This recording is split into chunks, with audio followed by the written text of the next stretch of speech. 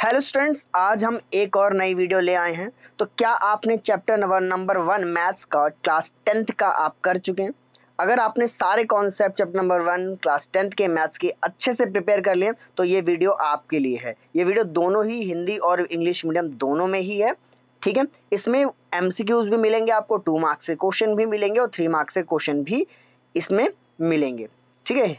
तो चलिए बिना किसी देरी के मैं क्वेश्चन आपको समझा देता हूं और आपको एक बात पहले बता देता हूं, अगर आप ये डेली बेसिस पे वीडियो से क्वेश्चन प्रैक्टिस करेंगे तो आपके 100% है कि आप 95 प्लस आसानी से स्कोर कर जाएंगे, ठीक है। तो चलिए मैं आपको क्वेश्चन समझा देता हूं ताकि आप डेली बेसिस पे प्रैक्टिस कर पाए।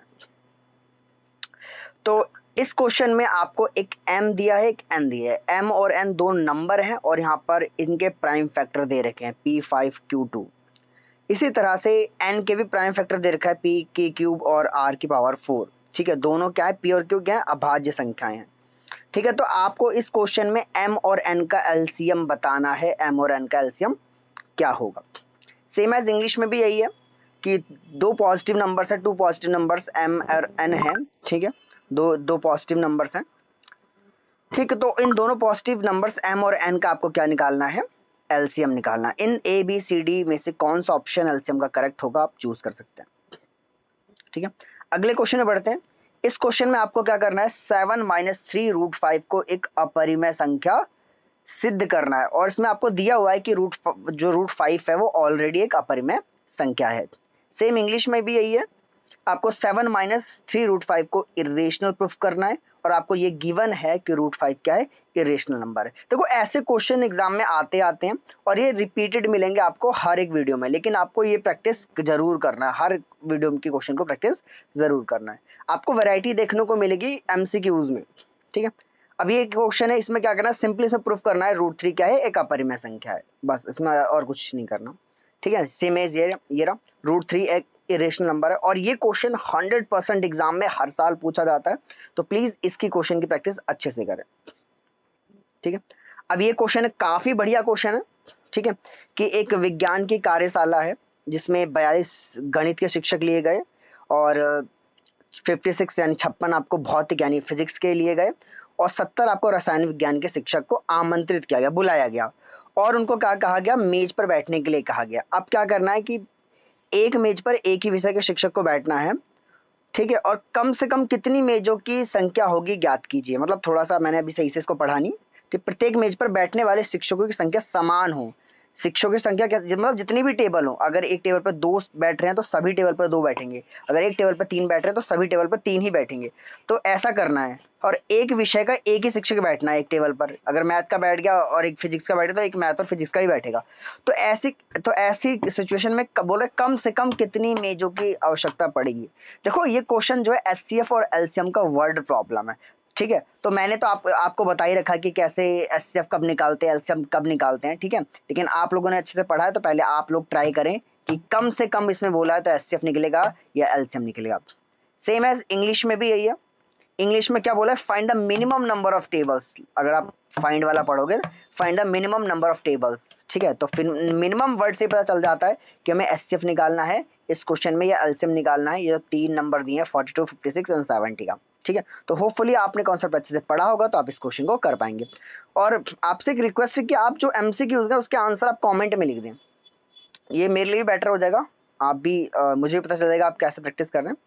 अब ये क्वेश्चन है जिसमें ए और बी दो नंबर हैं, तो ए और बी का आपको इसमें एचसीएफ निकालना है और ये प्राइम फैक्टर के फॉर्म में दे रखा है, ठीक है।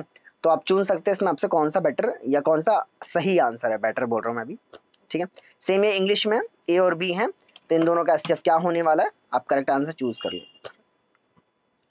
अगला क्वेश्चन, ये क्वेश्चन बढ़िया है। देखो एमसीक्यूज में आपको वैरायटी देखने को मिल रही है, ठीक है, लेकिन जो 2 मार्क्स और 3 मार्क्स है उसमें फिक्स है क्वेश्चन, फर्स्ट चैप्टर से वही बार बार आपको रिपीटेड मिलते रहेंगे, ठीक है। तो आपको क्या करना है, सबसे छोटी विषम अभाज्य संख्या, यानी वो विषम भी होनी चाहिए और अभाज्य संख्या भी होनी चाहिए, सबसे छोटी, ठीक है। और 2 अंकों की सबसे बड़ी संख्या, 2 अंकों की सबसे बड़ी संख्या, इन दोनों का आपको एलसीएम निकालना है। इसमें क्या हो रहा है, 1 होगा, 99 होगा या 297 होगा या 300 होगा, ठीक है। तो आपको ये बताना है, बहुत बढ़िया क्वेश्चन है ये, ठीक है, बस आपको दिमाग लगा करना है। तो इंग्लिश में क्या, स्मॉलेस्ट ऑड प्राइम नंबर और 2 डिजिट ग्रेटेस्ट नंबर का आपको एलसीएम निकाल के बताना है, इनमें से कौन सा आंसर होगा। अगला क्वेश्चन ये रीजन और असर्शन का क्वेश्चन है। मैंने इसमें ऑप्शन आपको नहीं दिए हुए, सिर्फ असर्शन और रीजन दिया हुआ है, ठीक है। जैसे कि यहाँ 2, ठीक है, आप सिंपल इसका ट्रू फॉल्स में आप बता सकते हैं। जैसे 2 + √2 क्या है, एक अपरिमेय संख्या है या नहीं, ट्रू है या फॉल्स आपको बता देना है। और एक शून्यतर परिमेय संख्या, शून्यतर मतलब जो जीरो ना हो, एक ऐसी संख्या जो जीरो ना हो तथा एक अपरिमेय संख्या का योगफल हमेशा एक अपरिमेय होता है। तो आपको यही बताना ये भी ट्रू है या फॉल्स है। तो उसके बेसिस पे आपको आंसर लिख देना है, ऑप्शंस मैंने नहीं दिए, आपको ऑप्शन वैसे भी एग्जाम में मिल ही जाएंगे।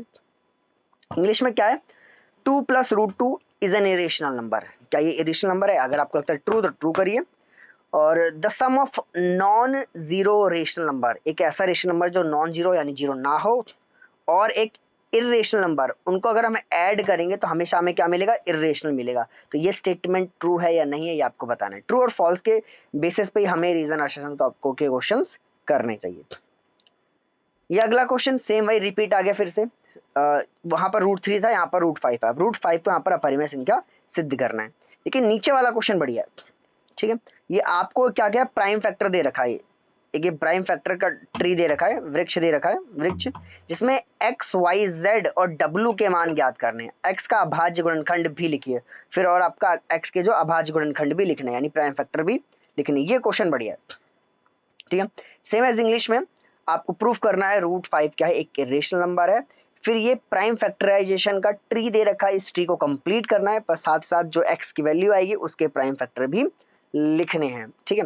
तो आज की वीडियो में सिर्फ इतना ही। प्लीज अगर आपको इस वीडियो से थोड़ी सी मदद मिल रही है तो प्लीज वीडियो को लाइक जरूर करना और अपने फ्रेंड के साथ शेयर जरूर करना। तो आज की वीडियो में सिर्फ इतना ही।